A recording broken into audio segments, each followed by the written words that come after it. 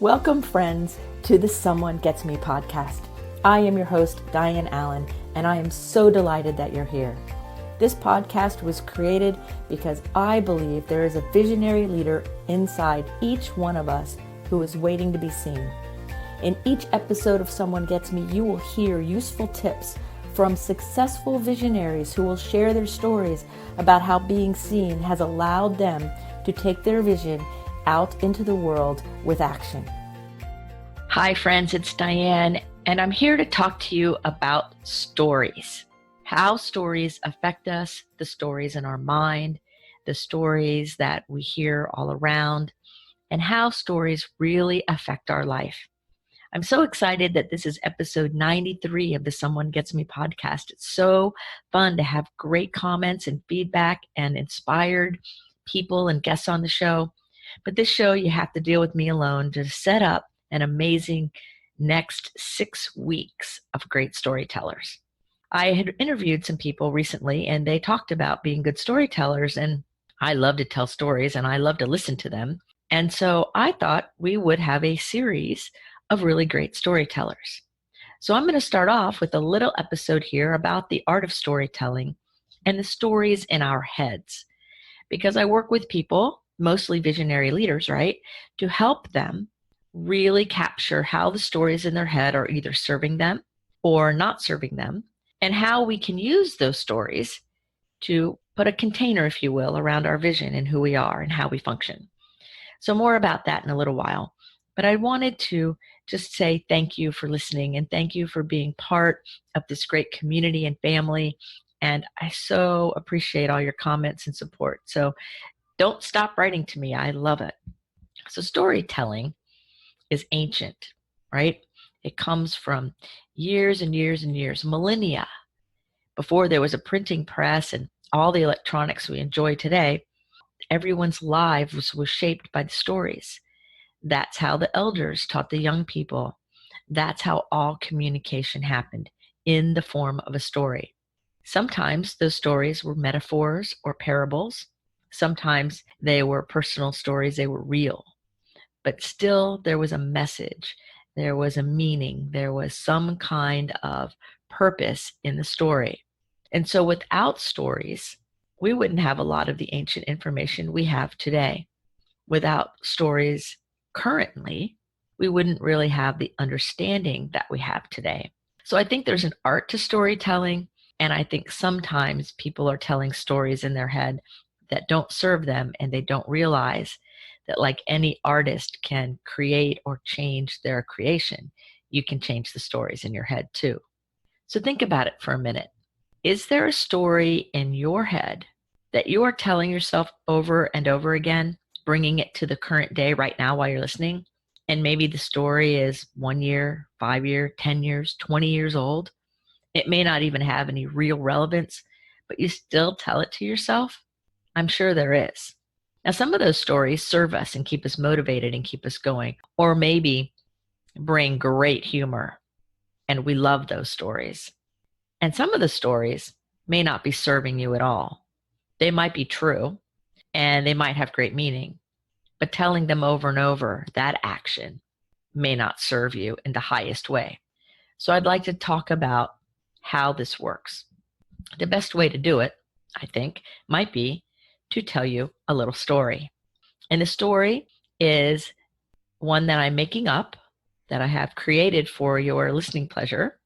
It is not any certain one person, even though you might hear part of you in it.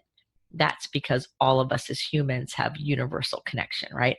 So I called my character in this story Beth. And Beth was a really amazing visionary type person.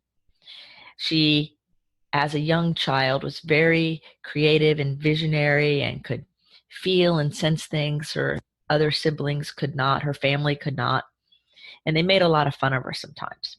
Later on, as Beth became an adult, she realized that she was a visionary, somebody who had an intuitive ability and maybe some empathic ability.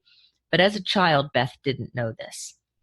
And so as she reflected back on her youth, she would tell herself the story that nobody believed her. Because the truth is, nobody did believe her when she was little. Beth would sense things or be able to kind of tell what her parents' friends were going to do or what her mom and dad were going to do. She would know things. She would feel things deeply.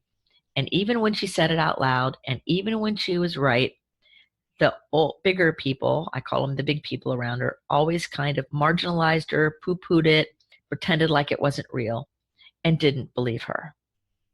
So as all children do, they seek to have somebody believe them.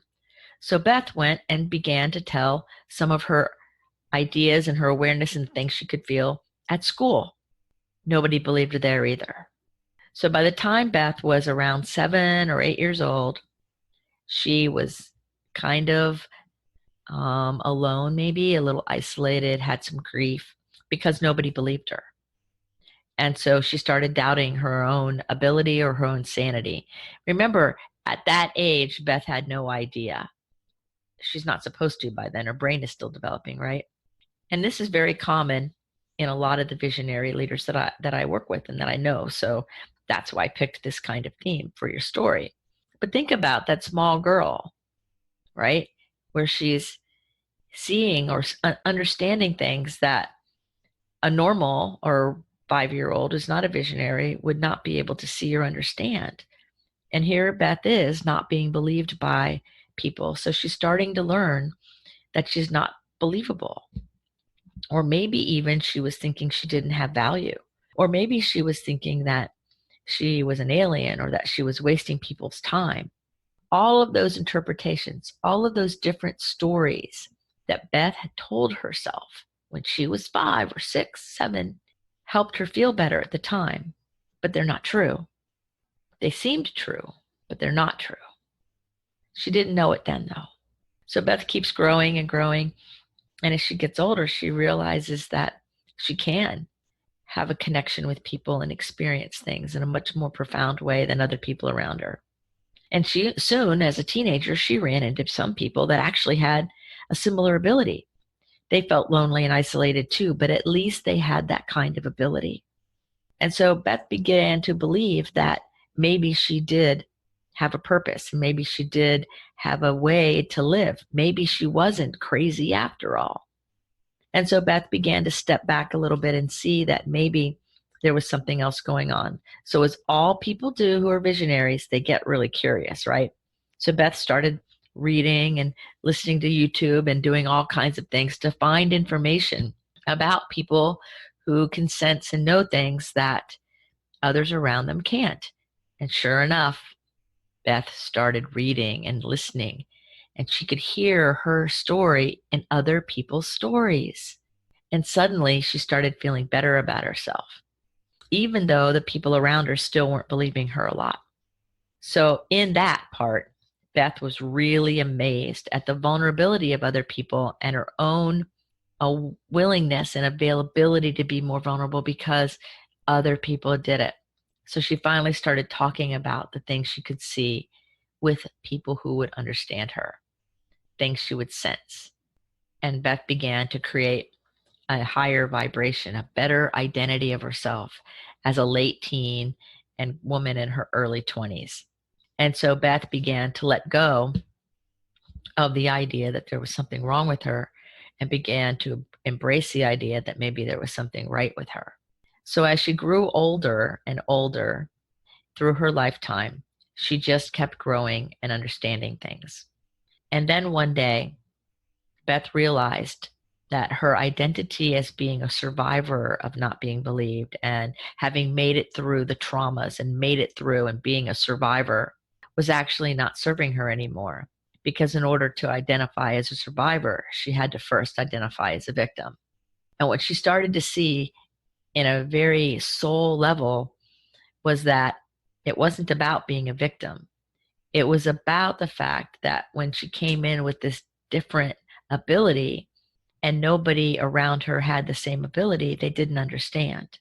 And because somebody else didn't understand her, didn't make her a victim. So she was able to see how this unique skill and ability she had, even though she didn't understand it when she was little, was really a big gift. So as she began to get a proper perspective, one that was more soul aligned, she began to released the story of being the victim. It released the story then of having to have survived something. And she was able then to embrace the experience without judgment. It doesn't mean it didn't happen. And it doesn't mean she denied it. And it doesn't mean she pretended like everything was fine when it wasn't, because none of that is true. But what Beth was able to do was see everything from a greater, higher perspective. She was able to step out of the events and see the greater purpose. That's the way to form a container. So as Beth was forming that container, she didn't need to numb herself anymore by overeating and drinking too much. She didn't need to do that anymore. She can stop denying who she was and her own unique brilliance. And Beth actually was able to sit quietly. See, up until this time, Beth always had to have some kind of noise or distraction happening. All of her homework, music was playing. There was always something, because she didn't know what to do with the feeling inside. But as she was able to get perspective and learn and grow, she was able to quiet inside and quiet on the outside. And then she was on fire. What was she on fire about? Beth was on fire about her mission. And her mission that she was trying to connect to but couldn't understand when she was a child, and that story led her to where she is. Her mission, she discovered, was one of helping people, a service mission, something she knew was in her heart but never knew how to do. So as Beth listened and paid attention and meditated and came alive and changed the stories, she also changed her inner questions. And the questions she started changing were, instead of saying, why me? Or what am I supposed to do now? She changed them to questions of possibility. Like, wow, what neat thing do I get to do next? Or what cool person's coming into my life? Or how are all these amazing, interesting, painful and joyful and up and down experiences of my life going to come together for a great tapestry? How's it going to work? Those curious questions really opened up so that Beth could release telling the inner stories that were holding her down and embrace inner stories that were including, not denying. It's a yes and. They included all of the ups and downs to create something even more beautiful. And so Beth currently is out doing mission trips and helping people and happy. And she recalls the stories. She can share them with you. She doesn't cry anymore over them. She might get tearful because of the connection, but they no longer control her. She has learned to use the pain of her life without allowing that pain to use her. And that's the goal of story, our inner stories. That's the goal of helping us heal and move into who we are meant to be as visionaries. So how do we do it? How's it happen? So as Beth moves on in her life and does things, what is she supposed to do? Well, one of the things that I would like to assert is that Beth would want to be a little bit more vulnerable, maybe. You know, vulnerability has within it all the power we need, telling the story. Because when we finally bring into the public what was once secret, there's power in that. So when Beth remembered being 5 and nobody believing her and how it hurt her heart and it closed her in, you know, the moment Beth started telling people that story, other people connected, other introverts maybe, other people who weren't believed for whatever reason, whether it was trauma or just not believed. They began to feel validated because of Beth taking the risk of being vulnerable. And Beth was able to be vulnerable because she was listening to people telling their stories on YouTube and in real life. So it all comes together, doesn't it? The stories in our head and our willingness to share them, our willingness to listen to people's stories, listen to what they're saying, and listen to what they're not saying. So Beth is somebody that I would be really happy to know. Even though I made her up, I'd still would be happy to know her because she's on the journey and she's embracing her vulnerability and she's allowing herself to feel and experience and honor her pain and her happiness and her joy while not allowing any emotion to control her. Instead of being driven and reactive, which is a big waste of time, Beth is now able to act upon the world. She's able to share a greater understanding of the process of things in a way that serves other people's. And it's in that serving other people by the way she lives and breathes and the stories she tells that makes what Beth is doing so compelling. And I think that that's true for you. If you sit back for a minute as I speak and you listen to yourself, you're telling yourself stories. You're telling yourself a story about what happened earlier today or what you'd like to have happen later or any of those things. When really what you want to be doing is paying attention to asking, is the story I'm saying in my head serving me? Is it serving the highest good of everybody? Or is the story in my head just kind of the story that's always been there, whether it's profiting and helping me or not, it doesn't really matter. That's just how I think. You know, I had a client just the other day who said that, well, this is just how I am. This is my new me. I'm just going to stay flat like this, even though they know different and even though their heart says different. That's when their ego, that's not their amigo, as I say, is getting in their way. So there's an art to telling stories in a theatrical way or in a performance way. There's an art to telling stories within our own mind, though. The stories within our mind that either move us toward more awareness and more happiness and grace and poise, or the stories in our mind that hold us back and are created in fear. So which kind of stories are you telling you? Are you dragging the past forward with stories and haunting yourself with it and beating yourself up? Or are you bringing some of those stories and helping transform them so that you're looking forward, enjoying today and looking forward? Because the stories are how the young people learn. It's how you are passing on your legacy in the world. The stories you tell. So what are they about? Like I just had this flash in my mind of my last high school reunion. And we've all been out of high school for a while. And I hadn't seen a lot of these people in years, right? But I was in my hometown, which I love so much, Sarasota, Florida. And they were just, everybody was so amazing. And we were telling all kinds of stories, past, present, catching each other up with stories, remembering stories from high school because we were a really tight class, and reflecting on all of our lives in all these different ways. And the whole time it was one story after the other. You know, when we were talking to people, we were both telling stories in a dialogue. And then one person got up and he told this whole long story on the stage with the microphone. And all it was one remember after the other. Remember drinking out of a hose. Remember this, remember that, which is what happened when we were children. And he was going and we were all in the story. We were all with him as he painted that beautiful picture. And then you know what he did? He walked over to one of his sweethearts from a long time ago and proposed to her. We were all in the story, part of the story, watching the story. It was an amazing story. And he used that power of story to invite everybody in to this beautiful sacred moment. And she was stunned. She had no idea. And they're together now and they're happy as could be. But the story will live on. I mean, I just remembered it doing this podcast and it's not on my notes, but it was so powerful and so beautiful. So when we honor our stories and we honor all the different ways we use them, we remember that our whole life is a story. The way we walk, the way we talk, what we say, who we hang out with, everything that's happened, it's all a story. Sometimes we are a metaphor, sometimes we're a parable, sometimes we're a drama, sometimes we're a comedy, sometimes we're a horror flick, but we keep going and going and going because we're our own director. We can make it any kind of story we want.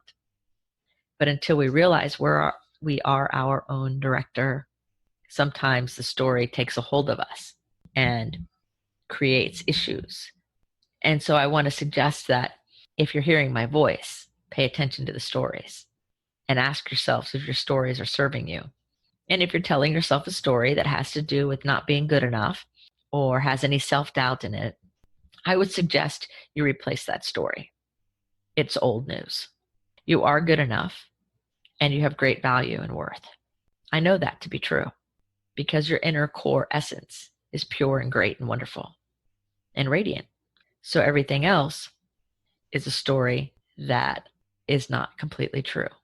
So when the story isn't completely true because it's old news, or maybe you filled in the gap with a story from your younger time and you're repeating it over and over now, it may not serve you. Because you realize that when we're younger, and even when we're older, but really when we're younger, if something is going on around you and you do not understand it, your brain has to fill in the holes. So it creates a story. The story could be completely accurate, but most of the time it's not even close. And if you keep telling yourself that story over and over and over, because your brain believes your own voice above all others, you start to believe it to be true. It may not be true. When I was in third grade, I had an art teacher that told me I was terrible at art. Now, I can tell you I'm not the best artist in the world, but terrible is not the word. I was in third grade, but I took that as a serious statement about who I was. And I claimed that I was terrible at art or anything artistic for many, many years because I believed her. She was a teacher. She was a role model. She wasn't telling the truth, though. That was her perception, maybe. Or maybe she was frustrated with somebody else. I don't know. But the story I told myself, based on her words, colored my life. So finally, many years later, I made a comment about not being creative in front of other people that I knew, other colleagues. And one of them laughed so hard. Oh my God, he laughed so hard. He just let out this big belly laugh and went, oh, that's crazy, Dianne. I go, what do you mean? I'm not a good artist. I can't draw like you can. He was a great creator. I'm like, I can't draw like you can. I can't do any of that. I'm not an artist. He goes, oh, let's look at what you've written. You write with words in a way nobody else can do it. That's creative. He goes, in the job you do, helping people change their lives, you're helping them do things that part of them isn't sure about or doesn't want. And they do it. That's creative. You have an ability to connect with people like nobody else. That's creative. And by the time he was done listing all of these things that he could see in me that I couldn't, the story in my head changed. And I began to say, I am creative. I am creative. This was many, many years ago.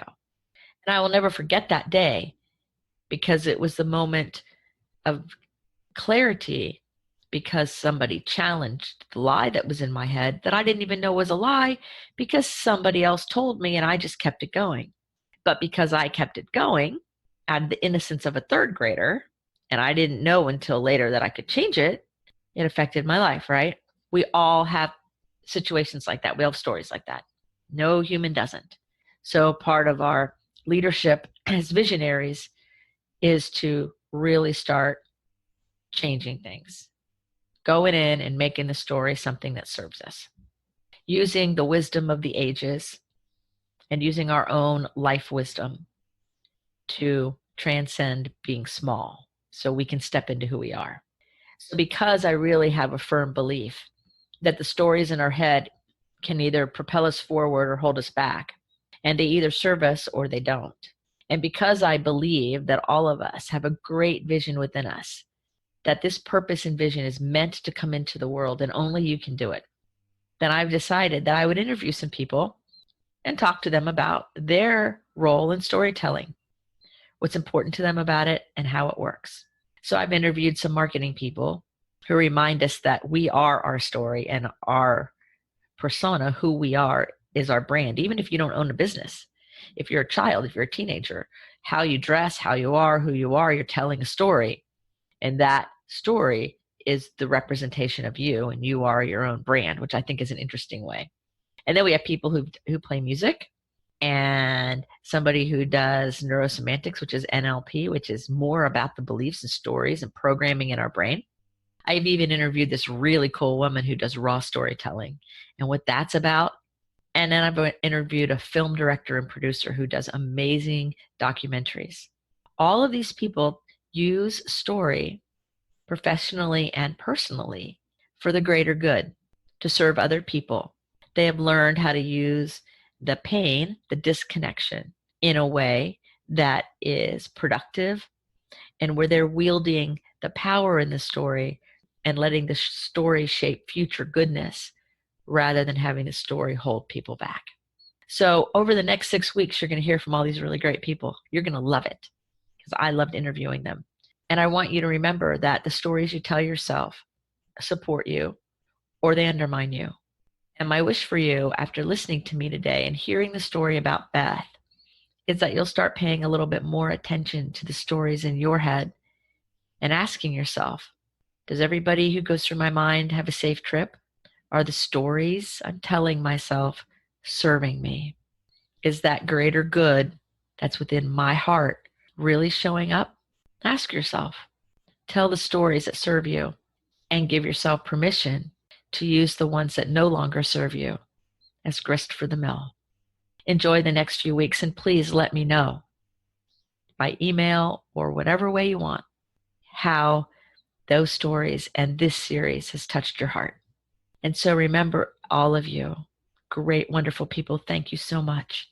To keep your face toward that sun so the shadows fall behind you and allow your purpose to emerge through your heart in a way you've never experienced before.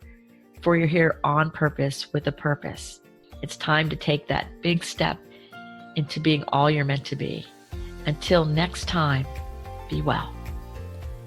Thank you for listening. I trust you gained some valuable inspiration and information. Please join me and other visionaries in the Someone Gets Me Facebook group. Or for more information on my services and additional episodes, visit someonegetsme.com. Again, thanks for listening.